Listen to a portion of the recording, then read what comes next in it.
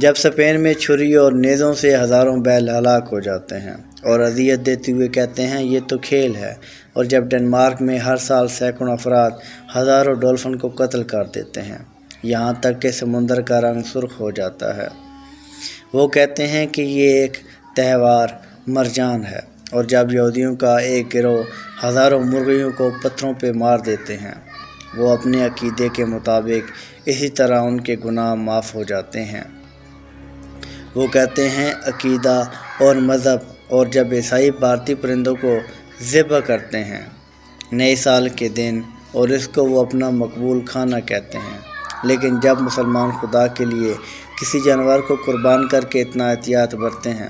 کہ چھری تیز ہو، جانور کو چارہ و پانی ڈال کر پھر کوئی اور جانور اس کے سامنے نہ ہو اور ان کا گوشت مساکین میں تقسیم ہو، تو سرخوں اور کفار کی پلی ہوئی اولاد سوشل میڈیا پہ نمودار ہوتے ہیں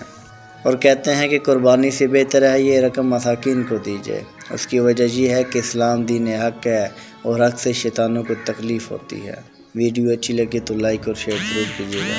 جزاکم اللہ خیر۔ سلام پہنچے۔